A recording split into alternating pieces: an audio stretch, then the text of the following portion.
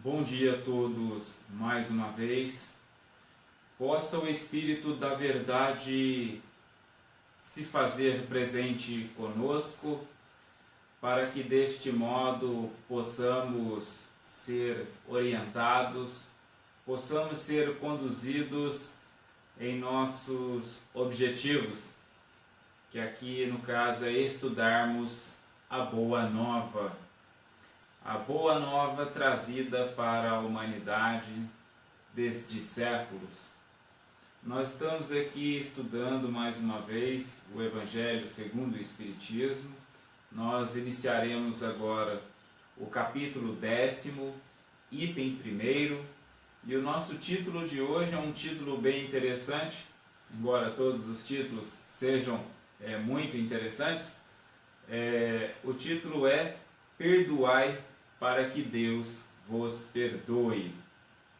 Eu disse que era interessante, embora também disse que muitos, todos aqui eram interessantes, mas no tocante ao perdão, eu tenho comentado em alguns estudos sobre o perdão.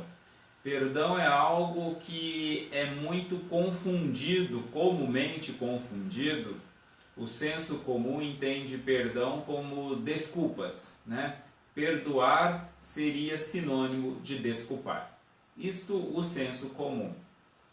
O senso incomum é uma definição não comum de perdoar, no sentido de perdonar, no sentido de não levar em conta. E a gente vai começar a perceber a diferença de desculpar e não levar em conta. Porque é assim, se eu culpo alguém de algo, desculpar é muito difícil. No sentido de que poderíamos até mesmo dizer impossível. Porque quando eu culpo alguém, é porque a minha razão, o meu modo de interpretar, entende que alguém é responsável por algo. Então não é porque eu culpo porque simplesmente escolhi culpá-lo. É porque eu entendo que esta pessoa é responsável por alguma coisa, por algum erro, por algum equívoco, e culpabilizando-a, eu entendo que ela é culpada. Então observe que não depende de mim desculpar, a minha razão quem diz, a minha lógica é quem está dizendo no modo do qual eu interpretei. Não considerar é diferente no tocante a que a minha razão não culpabiliza o outro. Por que perdoar, neste caso, é diferente de desculpar? Porque eu não consigo culpabilizar o outro. Porque eu não entendo o outro como responsável por algo. Ah, mas a pessoa fez tal coisa para comigo. Mas eu posso interpretar o feito do outro para comigo com uma mera ação condescendente, ou seja, ele fez comigo o que eu ensejei ele fazer. Ele fez comigo aquilo que de algum modo eu promovi ele a fazer, ainda que eu tenha promovido sem intenção, ainda que eu tenha promovido de modo inconsciente. Então observe que neste caso eu não culpabilizo o outro. Então perdoar aqui, como eu irei falar, tem esta conotação da não consideração, da não culpabilização do outro, seria perdoar então uma ação protagonizada, ou seja, ninguém é culpado de nada. Ah, mas a pessoa me matou. Eu encarnei na Terra por meu próprio livre-arbítrio, escolhi ter a condição espiritual que eu tenho, vim parar aqui na Terra no mundo de provas e expiações onde pessoas matam pessoas. Logo eu sou responsável por mim estar aqui. Portanto, eu perdoo a todos, não considero a todos do mesmo modo que se eu entrar dentro de uma jaula de leões, não posso culpar os leões daquilo que vai acontecer dentro daquela jaula, porque eu deliberadamente entrei dentro de uma jaula de leões. Entenderam a diferença de perdoar e de desculpar? Eu fiz aqui uma analogia através de uma ideia metafórica, para nós compreendermos como é bem diferente perdoar de desculpar, ok? Então perdoar, eu sempre falo neste sentido, a não consideração, ok? Então, perdoai para que Deus vos perdoe. Não considerais, não relevais tal comportamento do outro para contigo, para que Deus também não releve o teu comportamento para com o outro, tá? Bom, dando continuidade, a gente vai comentando durante. Bem-aventurados, felizes, portanto, né? Felizes os misericordiosos, porque eles alcançarão misericórdia. É uma anotação de Mateus no versículo 7º. Olha que interessante. Felizes os misericordiosos, porque eles alcançarão misericórdia. Seria então um ato de misericórdia perdoar. Seria um ato de misericórdia não considerar o inacerto alheio para conosco ou o inacerto alheio para com o mundo, porque às vezes nós culpabilizamos as pessoas pelo que elas fazem a outras pessoas, não necessariamente a nós, que de algum modo acaba sendo a nós também, né? O nosso ideal, o nosso interesse, a nossa concepção de bem, enfim, mas materialmente falando, às vezes nem nada diretamente ligado com a gente, né? A gente culpabiliza o outro por uma coisa que ele faz para o outro, né? Então, felizes os misericordiosos, porque alcançarão misericórdia. Porque a misericórdia é aquilo que efetivamente não considerará nada do que o outro fizer no sentido de culpabilizá-lo, no sentido de sentir como uma agressão, como uma transgressão. Então, felizes os que não consideram as agressões, porque eles alcançarão a desconsideração de suas agressões para com o outro, para com o mundo. Item 2. Se perdoardes aos homens as ofensas que vos fazem, também vosso Pai Celestial vos perdoará os vossos pecados. Aqui eu quero aproveitar para traduzir, para interpretar a palavra pecado. O senso comum entende a palavra pecado como uma espécie de sacrilégio, como uma espécie de afronta a Deus, como uma espécie de erro, né, que nenhum ser humano deveria incorrer. Portanto, o pecado aqui tem a conotação de errar o alvo, pegando a etimologia do termo, etimologia, a origem científica do termo, né? Errar o alvo, né? Inacertar, eu prefiro utilizar, costumo utilizar o termo inacertar, né? Pecar é inacertar. Então não é sacrilégio, não enfim, é inacertar seja o que for. Pecar é inacertar. Imagine você jogando dardos, né? Cada vez que sai fora do alvo, você peca, você inacerta o alvo, ok? Então, lendo aqui mais uma vez para a gente entender a ideia. Se perdoardes aos homens, se não considerar as ofensas dos homens, também vosso Pai Celestial não considerará os vossos inacertos. Mas se não perdoardes aos homens, tampouco o vosso Pai perdoará os vossos inacertos. É uma anotação de Mateus no capítulo 6, versículo, item 14 e 15. Tá? Continuando aqui, item 3. Se teu irmão errar o alvo contra ti, pecar contra ti, vai e corrige-o entre ti e ele somente. Aqui eu vou dar uma pausa aqui, é uma anotação de Mateus também, no 10:18, versículo 15, 21, 22. Eu vou falar desse comecinho aqui que me chamou muita atenção. Se teu irmão errar o alvo contra ti, vai e corrige-o entre ti e ele somente. Como que seria este corrigir?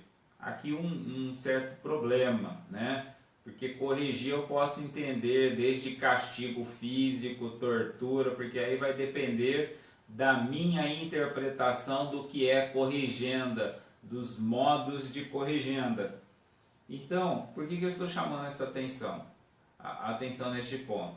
Porque se teu irmão erra contra ti, dependendo do modo que você buscar corrigir, é você quem vai estar errando contra ele, né? Ou seja, você irá incorrer no mesmo inacerto que o teu irmão, quando não um inacerto até maior, até mais grave, e ainda com a ilusão de estar atuando numa corrigenda. Então, continuando aqui. Depois eu volto a falar desta corrigenda. Se te ouvir, ganhado terás ao teu irmão. Então, se você corrigir e este irmão te ouvir, você terá ganhado este irmão, né? Mas observe que se você não corrigir do modo que deveria corrigir, você perderá este irmão. É quando você incorre, então, no mesmo inacerto que ele, tá? Então, chegando-se Pedro a ele, perguntou: Senhor, quantas vezes poderá inacertar meu irmão contra mim, né? Pecar contra mim, para que eu lhe perdoe, né? Para que eu não considere. Quantas vezes eu deixo ele inacertar para não levar em conta? Será até 7 vezes? Então responde Jesus: não digo até 7 vezes, mas até 70 vezes 7 vezes. Ou seja, não considere nunca. Teu irmão não sabe o que faz. Não considere nunca. Se ele soubesse o que ele está fazendo, ele não ia fazer. Se ele soubesse que ele está cometendo uma agressão para si mesmo, ele não iria fazer, obviamente. É porque ele não sabe o que faz. Então, ele vai ficar fazendo isso. Agora, você não deve levar em conta, porque é você quem vai errar contra você, se você levar em conta o inacerto do teu irmão. Se você adentrar a uma jaula de leões e culpar os leões por tudo que acontecer dentro desta jaula, é você quem estará inacertando sempre, ok? Voltando mais uma vez a falar da corrigenda, né? Porque é um ponto muito importante. Quando a gente está falando aqui não consideração, estamos falando aqui de inacertar ou acertar, né? E o corrigir aqui, eu enalteci o aspecto de não incorrermos no mesmo equívoco do nosso irmão. A corrigenda aqui, eu sugiro vocês conhecerem o trabalho de Rosenberg Bertrand Marshall, né? É um PhD em psicologia, já desencarnado recentemente. Ele tem um trabalho muito bacana falando sobre a comunicação não violenta. Inclusive há um link há um vídeo dele no YouTube chamado Os Princípios da Comunicação Não Violenta. Um vídeo de pouco mais de 27 minutos, dá para nós entendermos bem o que quer dizer esta comunicação não violenta. E assim, é muito interessante porque nós iremos perceber o quanto nós somos violentos o tempo todo. E a gente acha que estamos sendo bonzinhos em muitas situações e estamos sendo profundamente, intensamente violentos. Tá? Então, por que eu estou chamando essa atenção? Porque com base neste argumento, com base nesta ideia aqui do Evangelho, muitos estão fazendo guerras até hoje, porque estão corrigindo seus irmãos.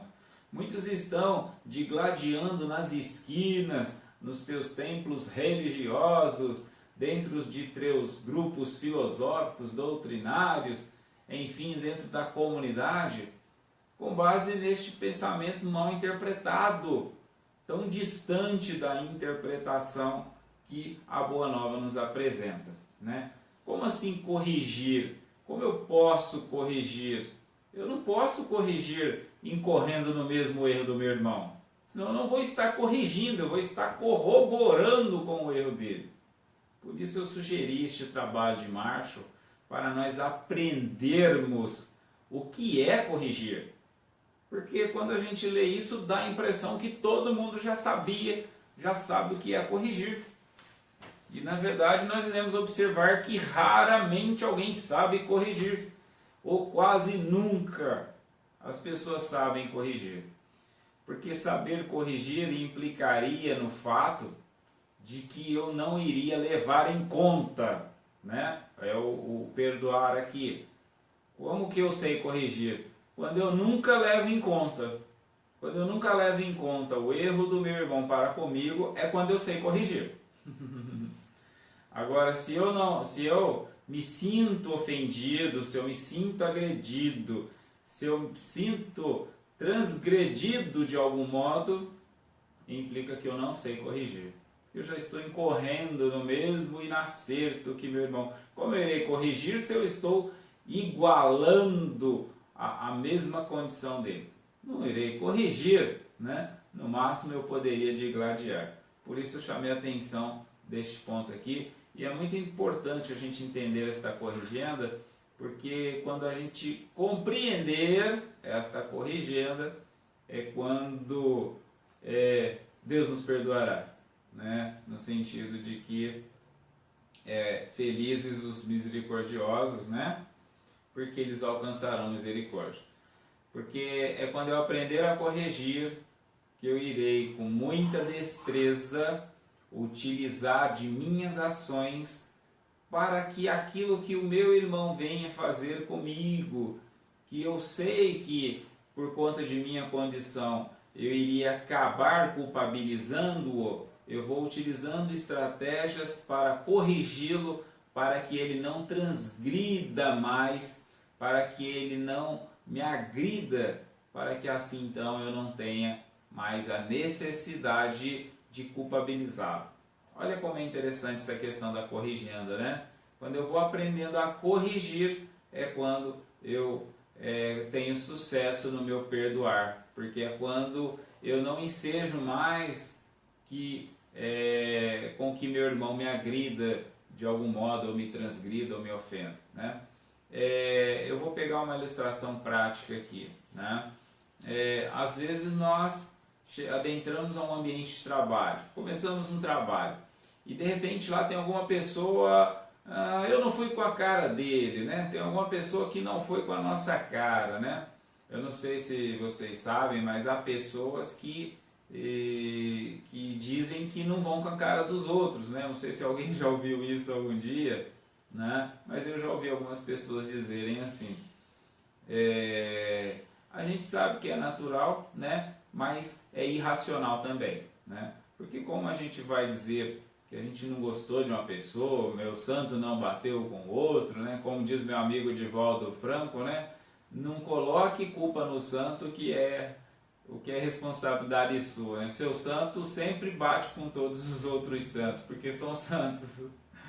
É você que tem problema e que não está gostando do outro de algum modo e está culpando o santo, né? Mas enfim, voltando à ilustração prática, às vezes a gente adentra dentro de um ambiente de trabalho e há uma pessoa que de algum modo o santo dela não bateu com o nosso, né? Não estou falando o nosso com o da pessoa. A pessoa se sentiu transgredida de algum modo, achou que a gente está chegando meio folgado, que ela está lá tantos anos, enfim, né? E observe o seguinte, vai depender como eu irei agir para essa pessoa agir para comigo. É nesse sentido aqui que eu estou apontando, né? Mostrando uma ilustração prática da corrigenda. Ou seja, se eu agir de determinado modo, essa pessoa pode aproveitar pode ensejar desta não simpatia para comigo e de algum modo criar situações que eu inacertarei, que eu equivocarei, né? Então qual é a postura que eu assumo de corrigendo? Assumo uma postura diferente, ou seja, conscientemente eu vou buscando agir de modo a promover o desfazimento daquela antipatia, né? Por que essa pessoa não gostou? Embora às vezes a gente poderia dizer, eu não fiz nada para a pessoa não gostar de mim, né? Não ir com a minha cara. Não, alguma coisa você fez, a roupa que você escolheu, o jeito que você andou, né? Alguma coisa que você fez, né? A faculdade que você frequentou, alguma coisa incomodou a pessoa aí, né? Mas tentar entender o que é esta coisa. Porque assim, a gente também, porque a gente chega em um ambiente, a gente esquece que a gente está entrando num território que não é nosso, que a pessoa conhece. A gente, sem perceber, vai mesmo enveredando, adentrando por situações, por falas, que é diferente da cultura da pessoa. E ela que já teve um momento de antipatia inicial, vai hiperdimensionar qualquer coisa que nós fizermos fora do padrão dela. Então observe que a gente, por mais que a gente tente culpabilizar o outro, está em nossas mãos as diretrizes desta relação também. Ou melhor, em relação a nós, está totalmente em nossas mãos. E é isso que nos importa. Não interessa o outro, o que o outro faz, o que o outro pensa. Não, a situação é a gente com a gente mesmo. É isso que nos interessa. A gente com a gente mesmo. Não interessa o outro, a responsabilidade do outro, o erro do outro, o nascer do outro, o outro não está perdoando, não tem misericórdia. O problema é do outro, responsabilidade do outro. Se alguém quiser, minhas mãos estendidas estão aqui. Mas se não quiser, está tudo certo também. Livre-arbítrio. Se o Pai, a suprema inteligência do universo, oferece o livre-arbítrio para cada um de nós, porque eu iria querer transgredir o livre-arbítrio do outro, né? Então, tenhamos uma certa cautela em nossos comportamentos para que a gente exatamente compreenda a proposta da Boa Nova, que é isso que a gente está falando, né? Não é aquele monte de trololó e faz isso, faz aquilo, ninguém faz nada, ninguém entende nada e vamos empurrando com a barriga ao longo dos séculos. Então nem perde tempo com isso, vai para a praia. Mas se quer entender, né, vamos tentar entender o que está dizendo e tentar elencar isto ao nosso cotidiano, que é o que a gente está fazendo aqui, elencando ao nosso cotidiano. Então, dando continuidade aqui, eu falei um pouco da ilustração, né, do chegar no ambiente e do nosso comportamento nesse ambiente. É o nosso comportamento que vai definir o modo que nós seremos recebidos, seremos tratados neste novo ambiente que adentrarmos, independentemente do que os outros fazem ou deixam de fazer, suas culturas, suas compreensões. Continuando aqui. A misericórdia é o complemento da mansuetude, pois os que não são misericordiosos também não são mansos e pacíficos. Como eu falava no início, né? Misericórdia e mansuetude aqui, a mansuetude é o complemento da misericórdia. Porque é quando eu deixo de ser violento, né? Eu sou misericordioso quando eu deixo de ser violento, quando eu ajo com mansuetude, né? Eu olho para aquela situação, né, e vejo, são leões. Porque são leões, é a natureza dele. A natureza dele é ser fera. Porque eu iria me sentir agredido com um leão sendo fera, se ele é uma fera? Então, é neste sentido que temos que observar. Mas se alguém dissesse aqui, Alan, mas você está sugerindo que pessoas são feras? Sim, né? Nós somos seres caminhantes à humanidade, como diz meu amigo Haroldo Dutra Dias. Não somos humanos ainda, somos leões em processos de tornar-se humanos, ou seja, somos ainda muito animais, caminhantes à humanidade. Então é natural que nós tenhamos instintos, dos quais são exatamente os mesmos dos nossos irmãos animais. Ok? Então é nesse sentido para percebermos que deste modo nós olharemos, perdoaremos, porque não iremos levar em conta, não iremos querer exigir do outro aquilo que nós não somos. Como eu posso querer exigir que alguém seja humano se eu não sou humano, integralmente falando? Porque eu quero que o outro seja humano em sua integralidade, né? É claro que nós somos seres dos quais nossa essência já é integral. Sempre foi, inclusive do leão. Mas o que eu quero dizer é que neste processo de aprendizagem nós somos errantes, como nos diz Allan Kardec, né? Ou seja, o nosso processo de aprendizagem é de teste, né? Erro é teste. A gente fica mesmo testando até aprender. Aprender o melhor meio de ser feito, né? De agir.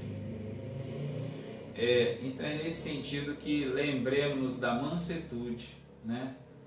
Misericórdia tem como complemento, né? A misericórdia é o complemento da mansuetude, né? Embora eu disse que a mansuetude é o complemento da misericórdia, e de certo modo também né?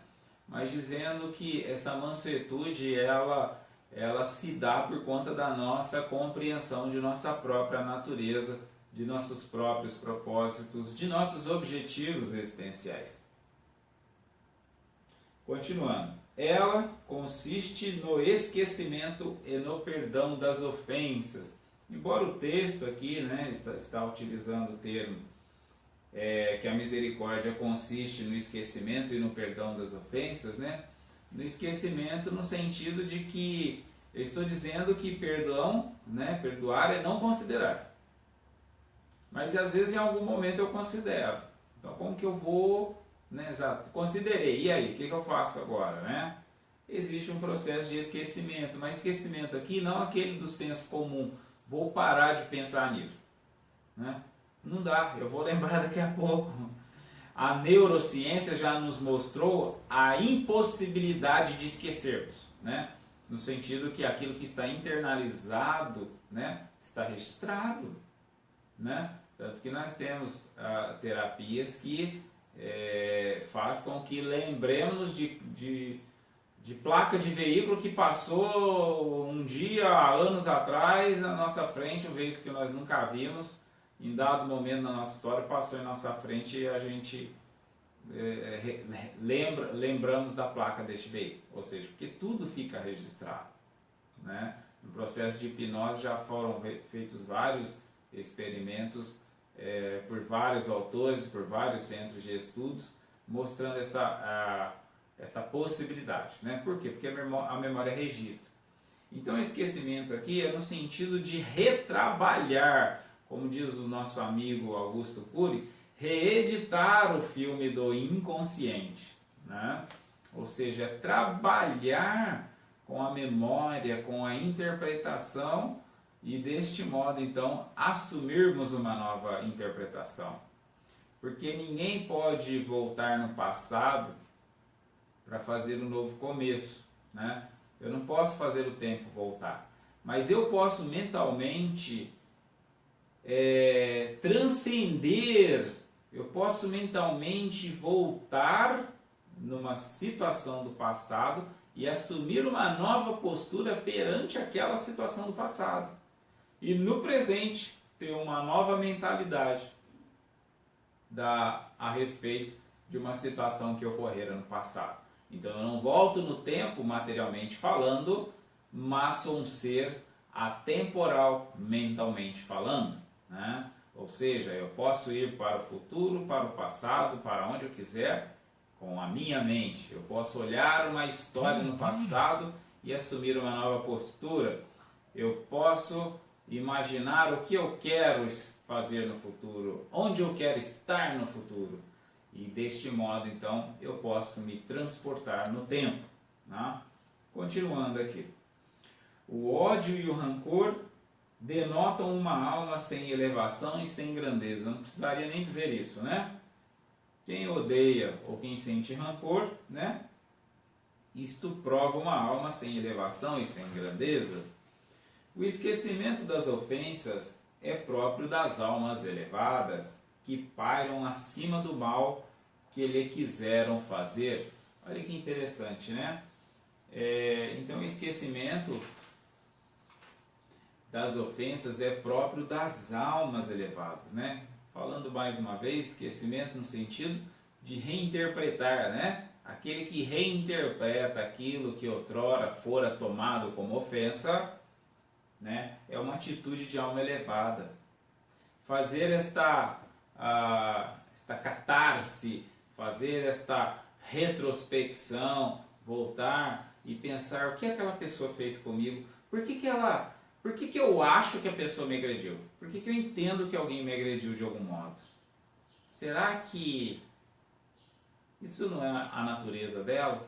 Será que ela apenas não foi quem ela é? E qual é o problema ela ser quem ela é? Qual o problema do leão ser leão? Não tem problema nenhum, né? Ou seja, ninguém poderá ser mais do que sua própria natureza, ninguém poderá ser diferente de sua natureza.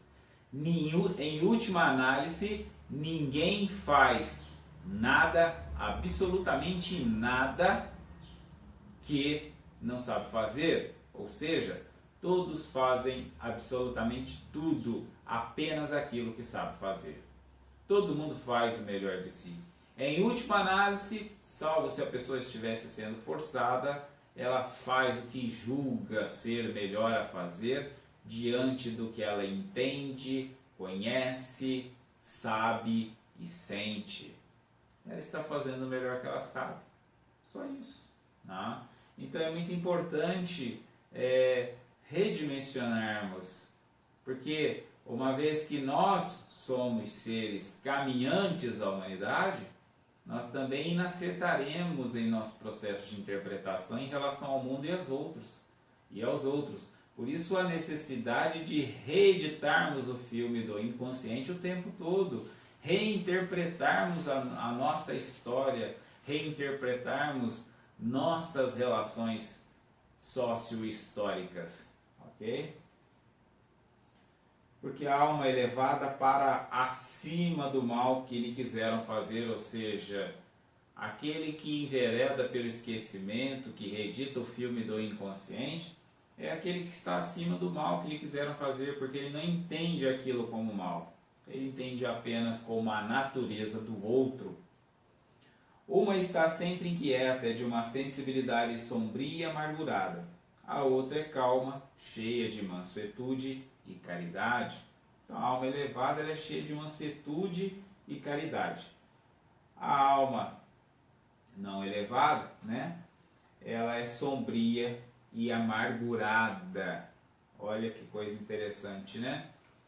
Então, se eu ando muito amargurado, se eu ando muito sombrio, é bom eu parar para analisar que tipo de alma que eu sou, né? Agora, se eu sou cheio de mansuetude, né? Sou muito caritativo, entendo, compreendo que vale a pena exercer o amor, né? Materializar o amor, implica que eu sou alma elevada. Tá? É uma reflexão aqui para a gente observar. Infeliz daquele que diz, eu jamais perdoarei, porque se não for condenado pelos homens, o será certamente por Deus. Com que direito pedirá perdão de suas próprias faltas, se ele mesmo não perdoa os outros? Jesus nos ensina que a misericórdia não deve ter limites, quando diz que se deve perdoar ao irmão, não 7 vezes, mas 70 vezes 7 vezes. Mas há duas maneiras bem diferentes de perdoar. Uma é grande, nobre e verdadeiramente generosa, sem segunda intenção. A sem segunda intenção aqui é aquela que eu não levo em conta. Qual é a segunda intenção? Nenhuma, eu não levo em conta, só compreendo que é leão, acabou. Né? É sem segunda intenção, né? Não quero ter retorno nenhum. Tratando com delicadeza o amor próprio e a suscetibilidade do adversário, mesmo quando a culpa foi inteiramente dele. Talvez quando eu fale assim, leão, possa parecer uma certa ironia, mas na verdade aqui não, né?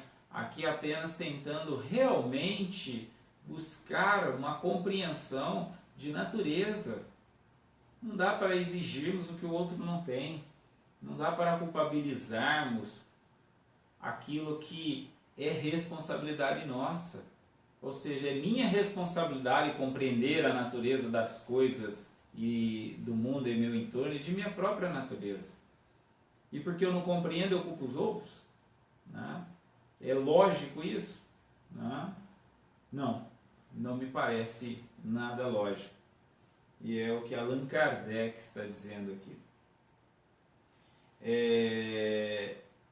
A outra é quando o ofendido, ou aquele que assim se julga, impõe condições humilhantes ao adversário, fazendo-o sentir o peso de um perdão que irrita em vez de acalmar. Ele está falando que tem duas formas de perdão. Aquele sem segunda intenção, né, que eu chamei de aquele que compreende a natureza, que não considera um relevo.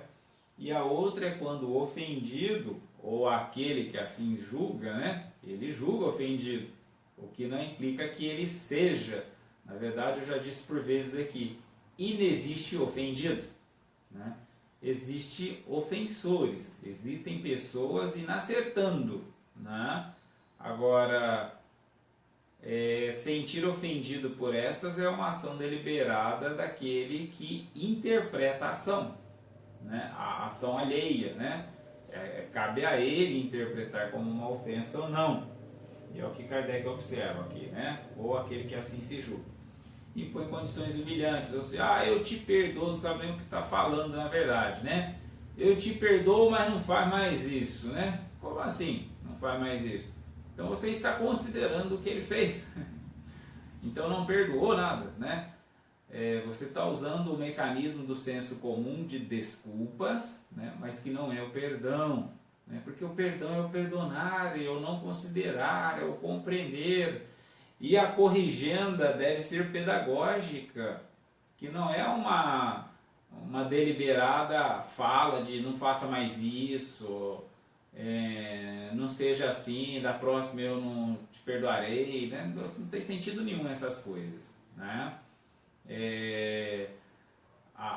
O perdão aqui, se eu tivesse uma perspectiva de corrigenda, seria um ato pedagógico, ou seja, é o meu comportamento ensinando o outro a agir para comigo, né? O que eu chamo de mecanismo da condescendência.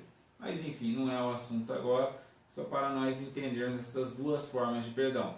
Que uma é o perdão legítimo, o outro não tem nada a ver com perdão, tem a ver com trololó, com postergar, com o tempo passar, enfim, vamos com empurrar com a barriga. E aqui só mostrando que muitas vezes a gente incorre neste segundo modo, né? Do empurrar com a barriga. Se estende a mão não é por benevolência, mas por ostentação, a fim de poder dizer a todos, vede quanto sou generoso, né? Eu te desculpei, da próxima vez, né?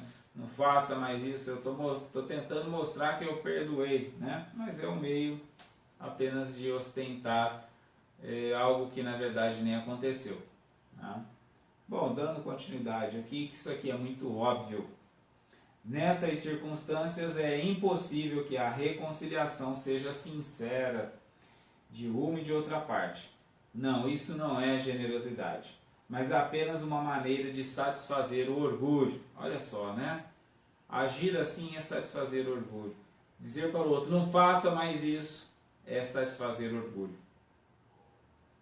Em todas as contendas, aquele que se mostra mais conciliador, que revela mais desinteresse próprio, mais caridade e verdadeira grandeza da alma, conquistará sempre a simpatia das pessoas imparciais. Então, quanto mais grandeza da alma, mais conquista de simpatia.